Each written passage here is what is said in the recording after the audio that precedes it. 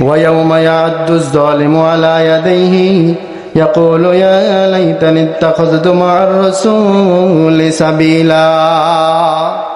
আল্লাহ তাআলা বলেন, কিয়ামতের ময়দানে এই জালেমরা আফসোস করতে থাকবে আর নিজেদের হাত নিজেরা কামড়াইতে থাকবে আর বলতে থাকবে, হায় আফসোস, যদি দুনিয়াতে নবীর সাথে পথ চলতাম। কিয়ামতের ময়দানে এই উকবা ইবনে আবি মুঈত আফসোস করতে থাকবে আর নিজের হাত নিজে কামড়াইতে থাকবে আর বলতে থাকবে, হায় আফসোস, যদি দুনিয়াতে নবীর সাথে রাসূলের সাথে পথ চলতাম। এখানেই শেষ নয়, সে আফসোস করে বলতে থাকবে, ইয়া ওয়াইলাতা লাইতানি লাম আত্তাখিয ফুলানান খলিলা। কিয়ামতের ময়দানে উকবা ইবনে আবি মুঈত আফসোস করে বলবে, হায় আফসোস, আমি যদি উবাই ইবনে খলফকে নিজের বন্ধু না বানাইতাম।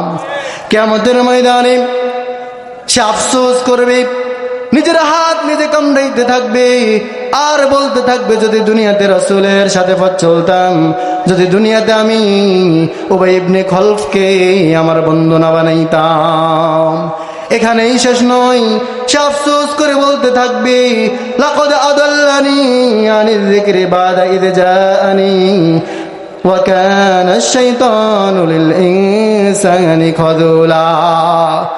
উকবা ইবনে আবু মুঈত কিয়ামতের ময়দানে আফসোস করে বলতে থাকবে, হায় আফসোস, আমি যদি উবাই ইবনে খলফকে আমার বন্ধু না বানাইতাম। সে আমার নিকট ইসলাম আসার পরে, আমার নিকট হেদায়েত আসার পরে, আমি সঠিক পথে ওঠার পরে সে আমাকে পথভ্রষ্ট করে দিয়েছে। আচ্ছা বলেন তো, কিয়ামতের ময়দানে এই যে উকবা ইবনে আবি মুঈত আফসোস করবে, নিজের হাত নিজে কামড়াইতে থাকবে, কোনো লাভ হবে? কোনো লাভ হবে না, কোনো লাভ হবে না। মুফাসসিরিন ইকরাম বলেন, যদিও এই আয়াত উবাই ইবনে খলফ এবং উকবা ইবনে আবি মুঈতকে উদ্দেশ্য করে নাজিল হয়েছে, কিয়ামত পর্যন্ত যত মানুষ না জেনে না বুঝে, যত মানুষ পর্যন্ত কিয়ামত পর্যন্ত যত মানুষ না জেনে না বুঝে যেমনে সেমনে লোককে নিজের বন্ধু বানিয়ে ফেলবে, কিয়ামতের ময়দানে সবাই আফসোস করে বলতে থাকবে, হায় আফসোস, আমি যদি দুনিয়াতে অমুককে বন্ধু না বানাইতাম, হায় আফসোস, আমি যদি দুনিয়াতে উলামায়ে ইকরামের সাথে চলতাম। তাহলে যেমনে সেমনে খোঁজ খবর না নিয়ে যাকে তাকে বন্ধু বানানো যাবে না, অবশ্যই দেখে শুনে বন্ধু বানাইতে হবে। কথা বলেন ঠিক কিনা?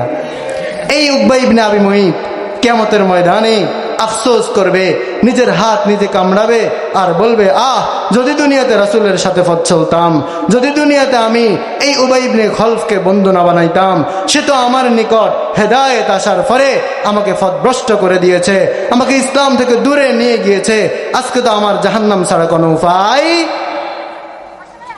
এজন্য বলতেছিলাম মেরে ভাই ও দোস্ত বুজুর্গ, আমাদের সমাজের মধ্যে যে একটা প্রবাদ বাক্য আছে, সৎসঙ্গে স্বর্গবাস, অসৎ সঙ্গে সর্বনাশ, এই প্রবাদ বাক্যের সত্যতা আছে না নাই বলেন? আছে।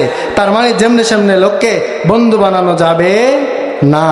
নবী করিম সাল্লাল্লাহু আলাইহি ওয়াসাল্লাম বলেন, আর রাজুলু আলা দীনি খলিলিহি, মানুষ তার বন্ধুর ধর্ম অনুসরণ করে, মানুষের মধ্যে তার বন্ধুর একটা প্রভাব পড়ে। ফালইয়ানজুর আহাদুকুম মাইয়ুখালিল, অতএব তোমাদের কেউ বন্ধু বানানোর সময় যাতে খেয়াল করে দেখে সে কাকে বন্ধু বানাচ্ছে। অতএব যেমনি সেমনি লোককে কি বলেন বন্ধু বানানো যাবে না।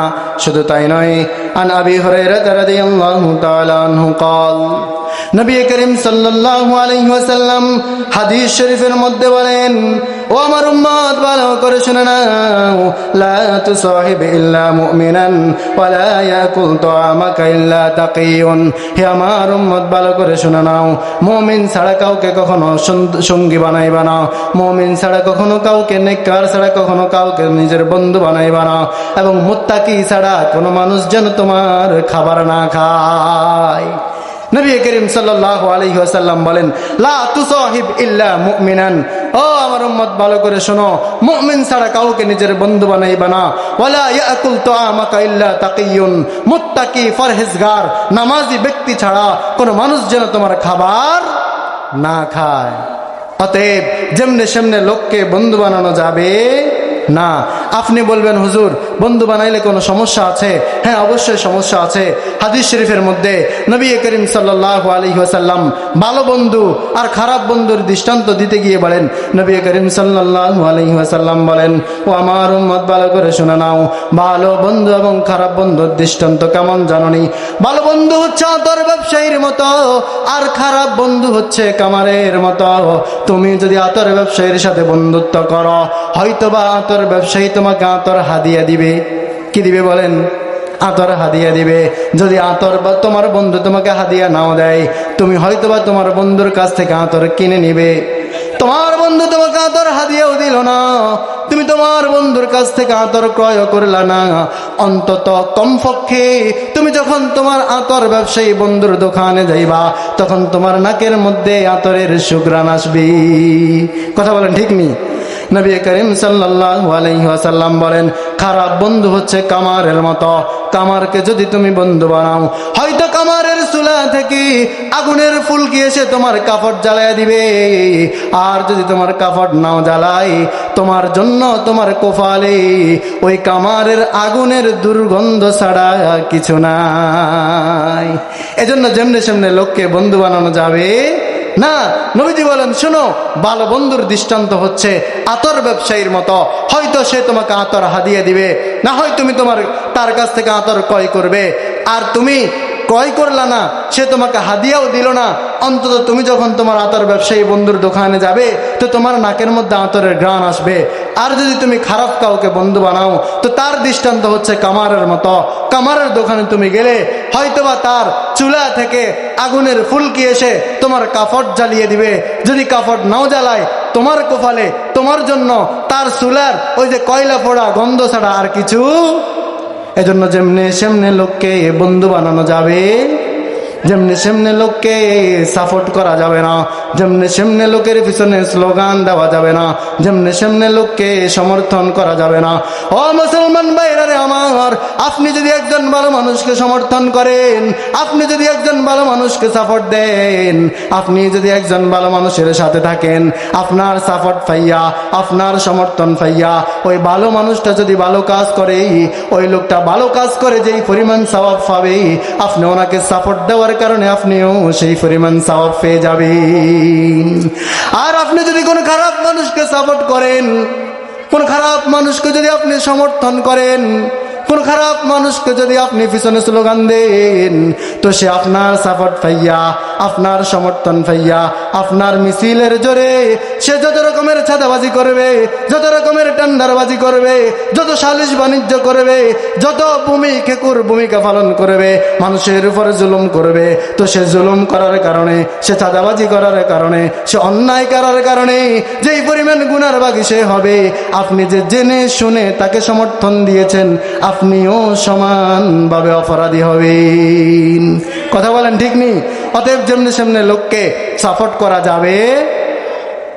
অনেকে বলবেন, হুজুর আপনি তো মনে হয় আস্তে আস্তে রাজনীতির দিকে চলে যাচ্ছেন। বিশ্বাস করেন, রাজনীতি নিয়ে কথা বলতে আমার একদম ভালো লাগে না। আমি রাজনীতি নিয়ে কথা বলতেও চাই না। তবে আমি কথা বলি দুর্নীতির বিরুদ্ধে। কিসের বিরুদ্ধে বলেন? আমি কথা বলি দুর্নীতির বিরুদ্ধে। শুরু করি দুর্নীতি দিয়ে, শেষ হয় রাজনীতিতে গিয়ে। আমি কি করব? শুরু করি কি দিয়ে বলেন? দুর্নীতি দিয়ে, শেষ হয় রাজনীতি দিয়ে। কেন জানেন? কারণ হচ্ছে আমাদের দেশের কিছু কিছু রাজনীতিবিদদের রাজনীতি আর দুর্নীতি একই সুতায় গাঁথা। কথা বলেন ঠিক কিনা? যে কারণে দুর্নীতির বিরুদ্ধে বললে চলে যায় কোথায় বলেন? রাজনীতিতে। এটা কি আমার দোষ? না।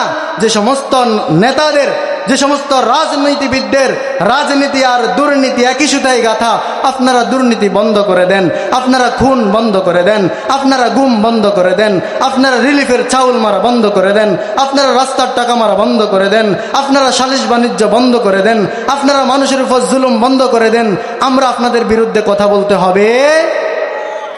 আর যদি আপনারা আপনাদের কাছে অবিচল থাকেন, হুজুর যতই বলেন আমরা আমাদের কাজ করে যাব।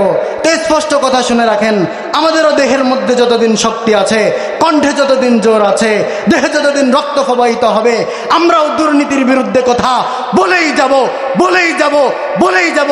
আপনাদের জেল জুলুম আমাদেরকে হক কথা বলা থেকে দামাইতে পারবে? কথা বলি দুর্নীতির বিরুদ্ধে, চলে যায় রাজনীতির বিরুদ্ধে, আমি কি করব বলেন? বলতেছিলাম বন্ধু, আমাদের এই ইসলাম ধর্ম পরিপূর্ণ ধর্ম, এখানে অস্পষ্ট কিছু নাই, এমন কোনো বিষয় নাই যে বিষয়ের সমাধান ইসলামের মধ্যে নাই। এখন কেউ যদি বলে এই বিষয়ের সাথে ইসলামের সম্পর্ক নাই, আল্লাহ বলেছেন আল-ইয়াউমা আকমালতু লাকুম দীনাকুম ওয়া রাদিতু লাকুমুল ইসলাম দীনা। আল্লাহ বলেছেন আমি তোমাদের জন্য তোমাদের ধর্ম ইসলামকে পরিপূর্ণ করে দিয়েছি, পূর্ণাঙ্গ করে দিয়েছি। এখন যদি কোনো মানুষ বলে এই বিষয়টার সাথে ইসলামের সম্পর্ক নাই, তার মানে উনি বলতে চায় ইসলাম অপূর্ণাঙ্গ। কথা বলেন ঠিক কিনা? কেউ যদি বলে এই বিষয়ের সাথে ইসলামের কোনো সম্পর্ক নাই, এই বিষয়ের সাথে কোরআনের কোনো সম্পর্ক নাই, তার মানে উনি বুঝাইতে চান ইসলামটা অপূর্ণাঙ্গ। আল্লাহ বলেন ইসলাম পূর্ণাঙ্গ। আমি যদি বলি ইসলাম অপূর্ণাঙ্গ, আমি কি জীবনে কোনোদিন মুমিন থাকতে পারবো নি? আমি মুসলমান থাকতে পারবো নি? না, ইসলাম যদি আমার মধ্যে থাকতে হয়, আমি যদি মুমিন হতে হয়, আমি যদি পূর্ণাঙ্গ মুসলমান হতে হয়, তাহলে আল্লাহর বিধান নবী করিম সাল্লাল্লাহু আলাইহি ওয়াসাল্লামের তরিকা মতো পুঙ্খানুপুঙ্খানুভাবে পালন করা লাগবে। কথা বলেন ঠিক কিনা? বলতেছিলাম যাকে তাকে বন্ধু বানানো যাবে না।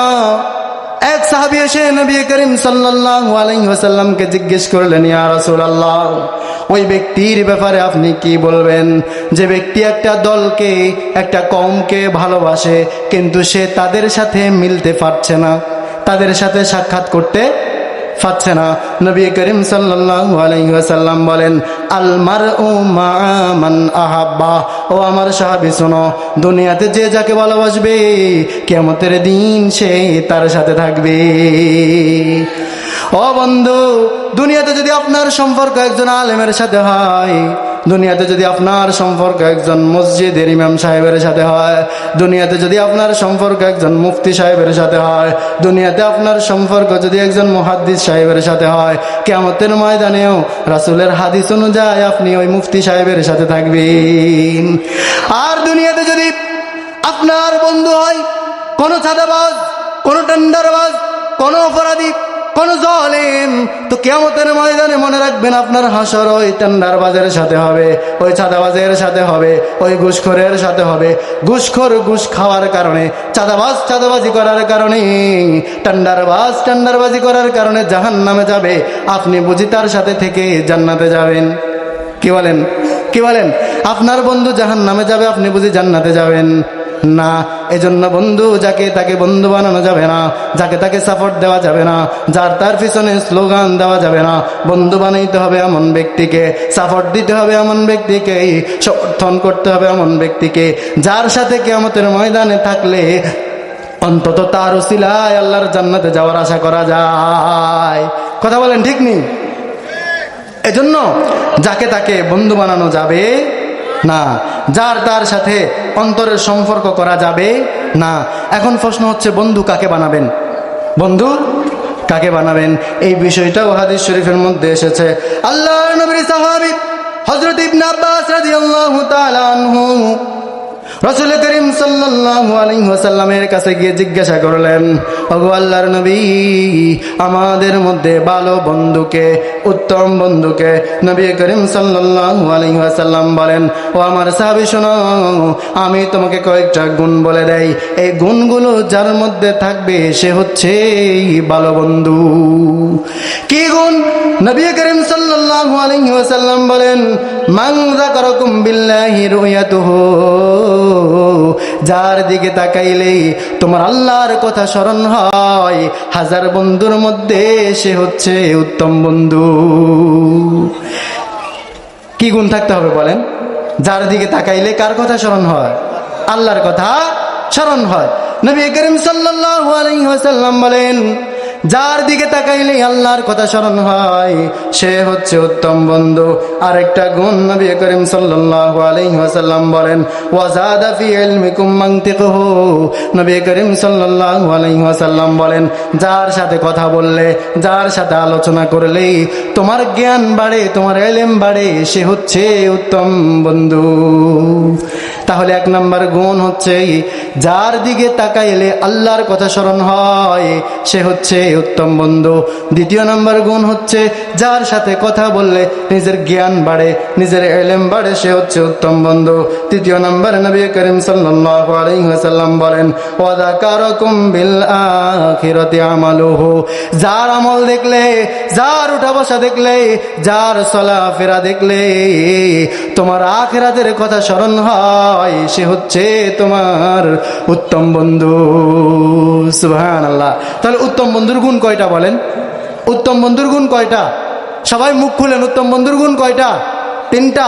এক নাম্বার নবী করিম সাল্লাল্লাহু আলাইহি ওয়াসাল্লাম বলেন, যাকে দেখলে তোমার আল্লাহর কথা স্মরণ হয়। দ্বিতীয় নাম্বার গুণ, যার সাথে কথা বললে, যার সাথে আলোচনা করলে তোমার জ্ঞান বাড়ে, ইলম বাড়ে।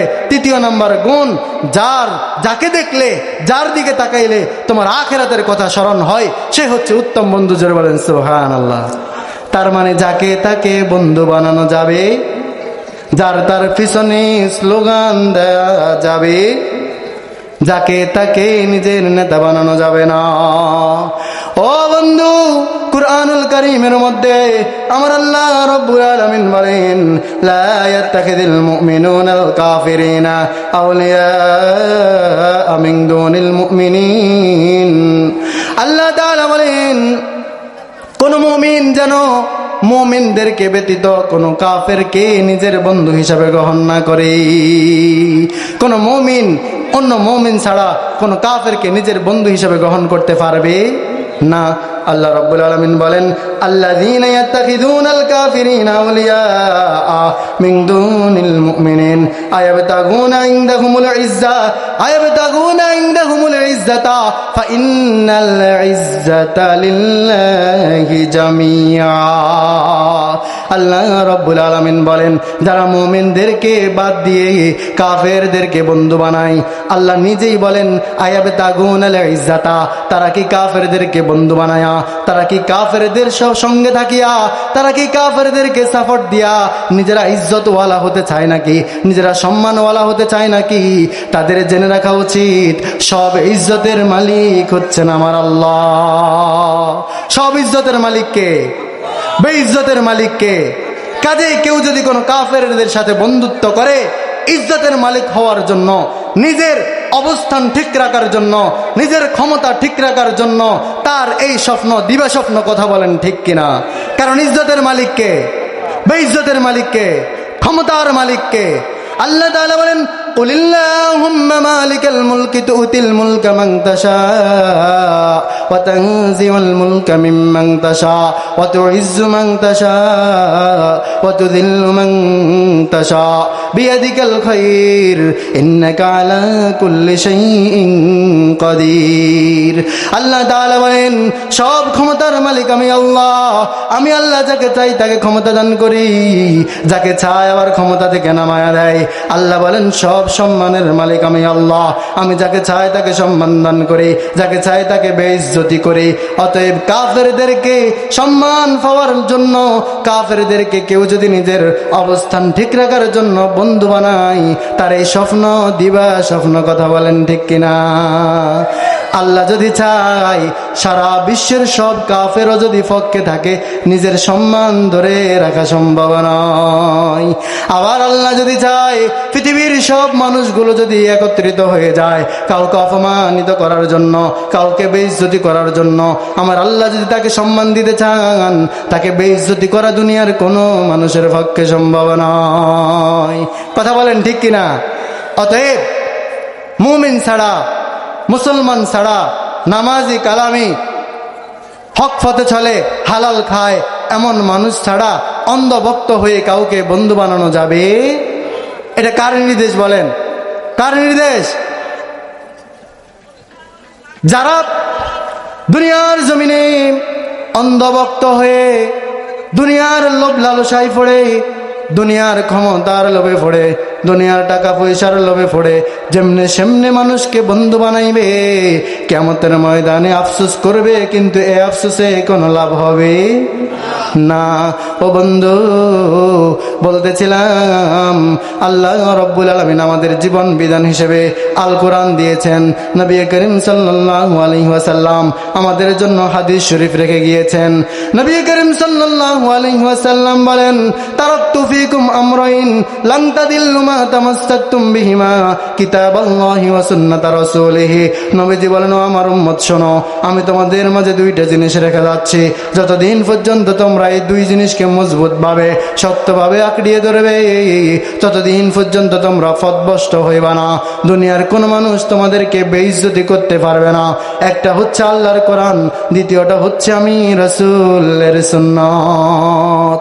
আজকে আপনি পৃথিবীর মানচিত্রের দিকে তাকিয়ে দেখেন, মুসলমানরা পৃথিবীর সব জায়গায়, সব রাষ্ট্রের মধ্যে লাঞ্ছিত, বঞ্চিত, নির্যাতিত, নিপীড়িত। কথা বলেন ঠিক কিনা? নিজেদের অধিকার থেকে বঞ্চিত। কারণ কি? মুসলমান যতদিন আল্লাহর কিতাব, রাসূল করিম সাল্লাল্লাহু আলাইহি ওয়াসাল্লামের সুন্নাতকে আঁকড়ে ধরেছিল, ততদিন পর্যন্ত মুসলমানরা অর্ধ পৃথিবী শাসন করেছিল। কথা বলেন ঠিক কিনা?